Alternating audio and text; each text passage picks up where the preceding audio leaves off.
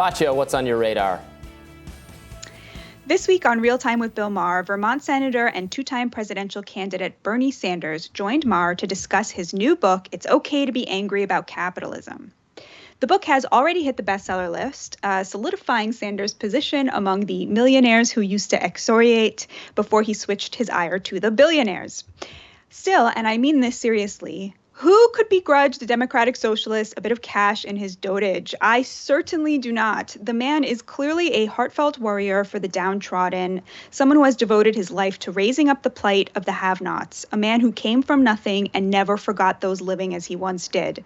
He deserves respect and admiration for it.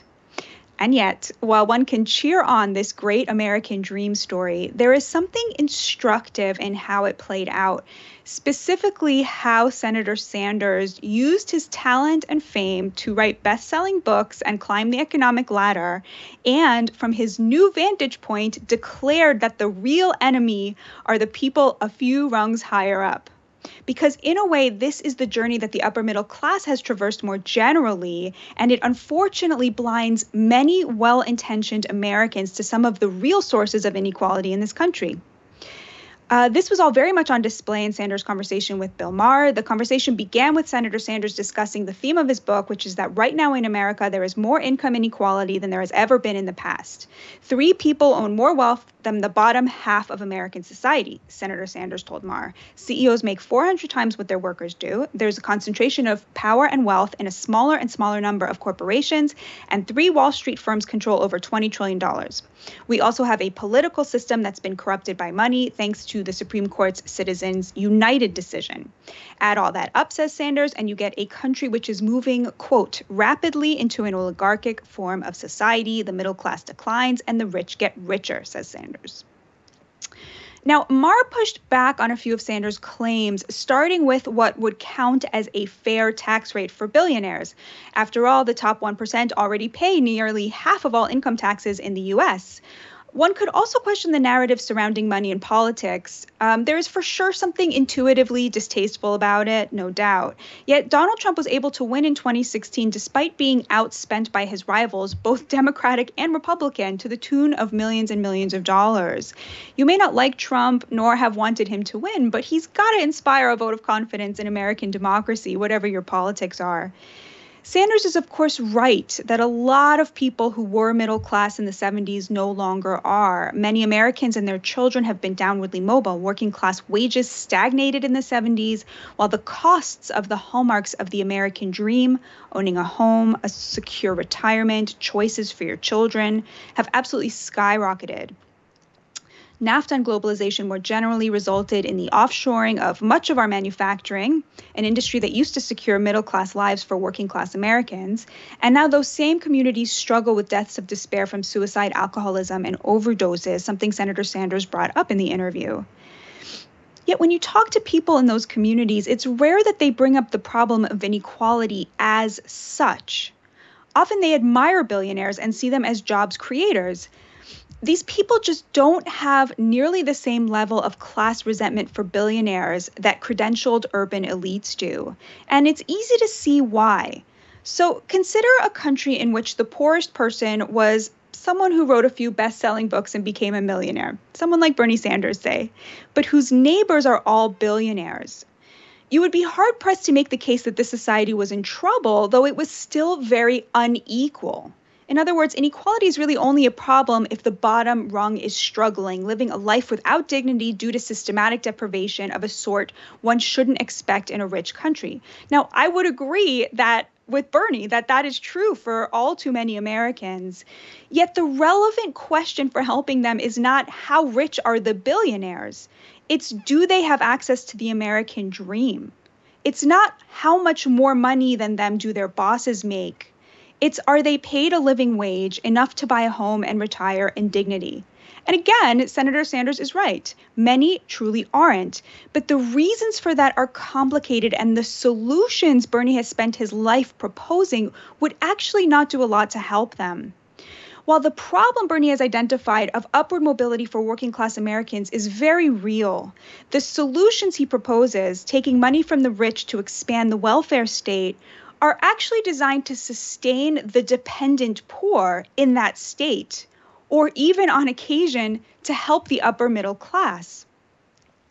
While it's popular on the left to rail against the billionaire set, the truth is that it is the top fifth that has seen the biggest income gains in recent decades, even without the 1%, as Richard V. Reeves has shown. Between 1979 and 2013, the top 1% saw a jump of $1.4 trillion in pre-tax income. But those between the 81st and 99th percentile saw a gain of $2.7 trillion. At least some of the disappearing middle class, in other words, disappeared upwards, joining the ranks of what Reeves calls the dream hoarders, from where this new oligarchy decries the billionaires hoarding all that wealth and demanding it be redistributed. And how much money a year puts you in the top 20%? Well, of course, it varies state by state, but on average, it's somewhere around $125,000 a year. Not coincidentally, the upper limit for qualifying for President Biden's student loan forgiveness program that Bernie heartily endorses. Bill Maher actually specifically asked Bernie about this on his show. Consider the following exchange. This is a survey student loan forgiveness recipients. 73% of applicants say they are likely to spend their extra money on non-essential, including vacations, smartphone, drugs, and alcohol. They admitted that to the pollster. Who is this pollster? NBC News. 52% they are very likely to buy new clothing. 46% they would use the money for vacation and eat out at restaurants. This is why people have a thing about, I would never call it free money. Oh, I guess I just did. But well, let me respond to that in two ways, Bill. You talk about giveaways. Under Trump, the Congress voted for $1 trillion in tax breaks for the richest people in this country and the largest corporations. That's a giveaway. We just increased military spending with very little discussion, I don't know if you know this, by $80 billion. Sanders also had this to say. Military-industrial complex. Including the Democrats. Pardon me? The Democrats vote for it, too. Yes, absolutely correct. Absolutely right. All right. But that's socialism, the military.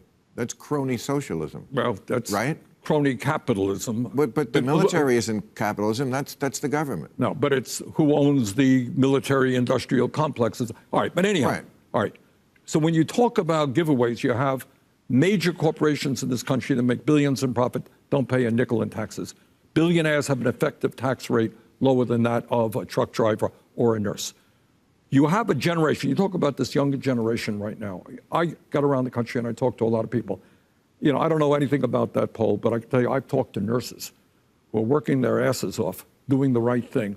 They leave school $70,000 in that. They can't afford now to get married and have children. They can't afford the housing that they desperately need. So the truth is, you got a generation that, everything being equal, the younger generation will have a lower standard of living than their parents. We had to cut part of that for timing purposes, but notice how when asked to defend giving money to people who would use it on things like vacations and eating out, Senator Sanders pivoted to whataboutism. What about Republican tax cuts for the rich? What about the military? The argument he seems to be making is because we give tax breaks to corporations and billionaires, we should also give them to early career lawyers and accountants and professors and dentists. This isn't a working class policy. Of course, there are some people who took out thousands of dollars in loans and then dropped out of college who don't have the benefit of a degree in a marketplace that uses one as a gatekeeping mechanism, yet they still have the burden of the loans. And these people absolutely deserve some kind of assistance. Yet those who graduate, even with the burden of loans, remain much more likely to become homeowners than Americans with just a high school diploma. Since 2010, the share of American homeowners with a bachelor's degree increased by 18%, while it's gone down by 13% for those without a degree. The median salary of someone with a bachelor's degree is more than double that of someone with a high school diploma. Despite student loan debt, a college degree is a strong and growing indicator for becoming a homeowner. So it's really misleading to cast college grads as those struggling to attain the American dream when they are the ones most likely to be achieving it and even hoarding it. Now, you might say that another one of Sanders' signature proposals is designed to address just this problem, his push for free college. After all, if everyone gets a degree, surely everyone will then have access to the profits of the knowledge industry. Unfortunately, it's just not that simple. A lot of people are not suited for college. More importantly, perhaps, there just isn't a glut of jobs that actually need a college education to go around. The growing industries in the US include manufacturing, service industry jobs, trucking, and caretaking jobs. Someone has to do those essential jobs, and they should not be treated like less than just because they have chosen to devote their lives to them. Not everyone can be a programmer or a filmmaker, though certainly we should stop importing foreigners to do those jobs and make a push to educate more Americans who want them. And yes, there's plenty of untapped potential in neighborhoods without access to equal opportunity. That should be our focus. Instead of focusing policy on making life easier for more and more upwardly mobile college graduates who are actually already doing very well in this country, instead of continuing to hammer home some kind of values-based connection between dignity and college, or worse, handing out the taxpayer dollars of truckers and waitresses to college grads so they can go on vacation, our efforts should be focused on making sure that jobs that don't require college secure a dignified life. In other words, unfairness is not always injustice, and you cannot tax your way to a solid middle class. It is no defense of billionaires to say that the real class divide is not between the billionaires and everyone else. It's between the top 20% and the bottom 80%. While millennial college grads may take longer to buy a home than their parents did, they are still highly likely to follow in their parents' upper middle class footsteps. Meanwhile, life for working class Americans is increasingly precarious. What they need is not charity from billionaires. They need access to affordable, single-family homes, to vocational schools, and to safe neighborhoods where their kids can thrive.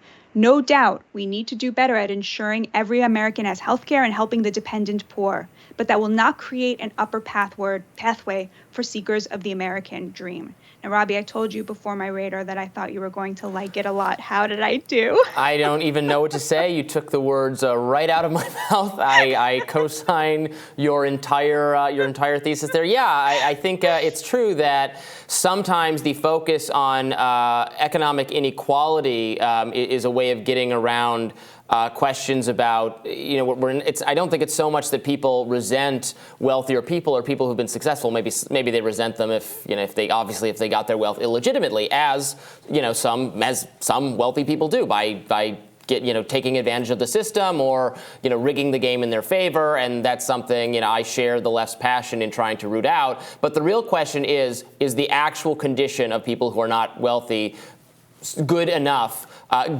getting better over time? And in many ways it does. There's less globally. There's less starvation than there has been in previous centuries. But in narrower cases in America, right, education costs have gotten a lot worse. Healthcare costs have gotten a lot worse. So let's think about smart ways to tackle those problems, rather than kind of sweeping condemnation of success, which, to your point, working class people don't share. But anyway, we'll leave it at that. Great job as always, Batya, and we'll have more Rising in just a minute.